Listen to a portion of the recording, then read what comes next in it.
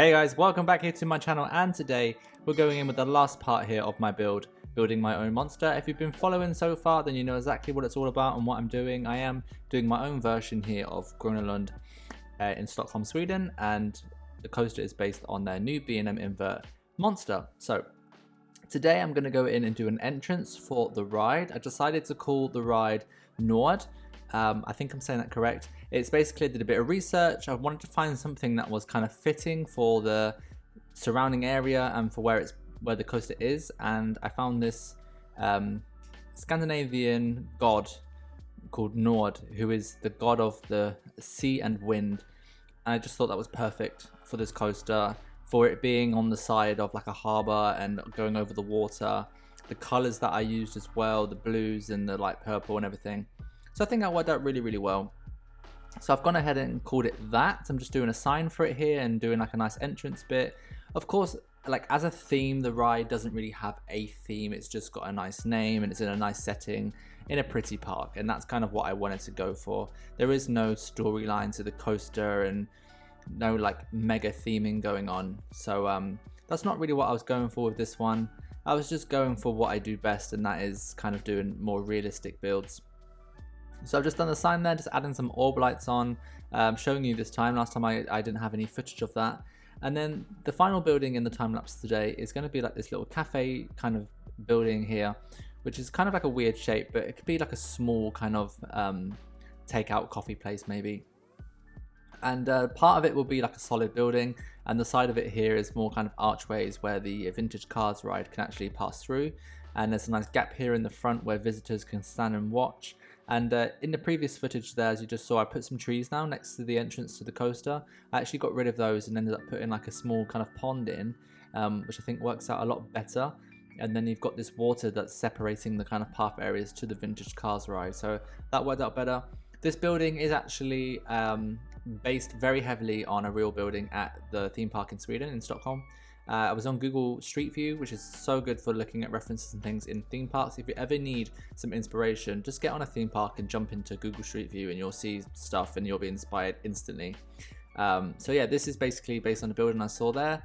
I'm actually having troubles at the moment in the build with it looking a bit Egyptian. I didn't want that at all. I wanted it to look classic Broadwalk. And then I started adding more and more onto it. And the more I added on, the more Egyptian it started to look. But I turned it back a bit. And I start adding more things in a minute into this build that will make it look less Egyptian, and it will start looking more like this kind of thing I want, like classic Broadwalk Park. But this building was a little bit of trial and error, as always, like I say, so I just kept going along with it, and it turns out okay in the end. For some reason, like I did some more work on the park after I built this building, and either I didn't film it or I did film it and I can't find the footage. So I'm just going to go into a real-time look around the park after I built this building and show you some of the things that I did that I didn't film. Some of the little details. I've added in an extra tower ride. I think that looks really cool in the theme park when there's like more than one tower. Gröna Lund has like, I don't know, 2 freefall towers, a shot tower, and they have a star flyer. So the skyline looks awesome. And I wanted to have something similar in this park, so I've gone in. I've got the Skyfall Tower, which I put in last week, in the last episode even, and then I've gone ahead and put in a shot tower. So I'll show you around that afterwards as well. I didn't want to like show you me building 2 tower rides in the same thing because it just kind of repetitive, you know. Right now on this building, I'm just adding some details onto the roof.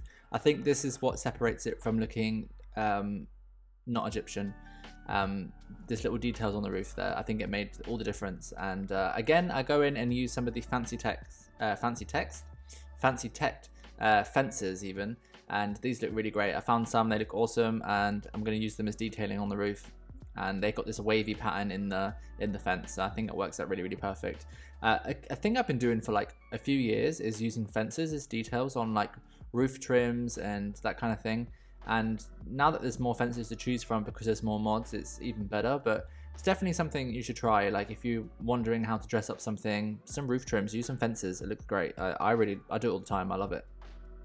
Adding some lighting there again along the edge, just so that everything ties in, because I have done lighting throughout the entire park. So that looks really, really great. I will show you at night time as well at the end of this video. Don't worry. It looks really, really cool. I'm really proud of how it looks. It's not like super colorful, but it's definitely got that classic kind of, if you've been to Leesburg in Gothenburg, then you know what I mean. It's like that park, it's all kind of just in like this very warm kind of color bulbs everywhere, or white, warmy yellow bulbs. And at night time, that park looks so pretty. It looks amazing. So I've kind of gone for that kind of thing. I think if I did too many random different bright colors everywhere, it would look more like a fun fair, and I don't want to have that look at all.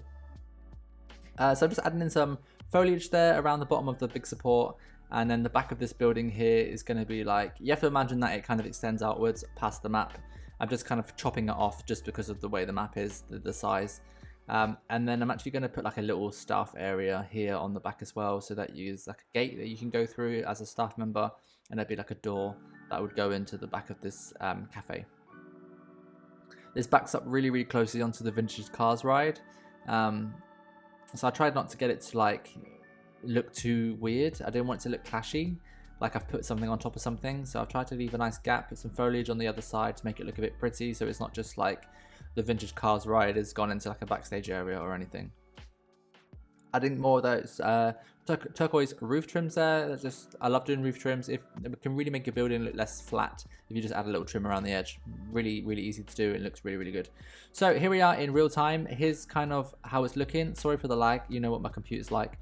So here's the building I just done. There's a little staff area. I've actually added on some like detailing on the corners of that building and put some windows on the back of it, just to make it look a little bit more interesting than it did. And then with the vintage cars ride, I've just added some foliage in, put some books around the thing, maybe to tell a story, and I added in this little bridge over some water there at the back.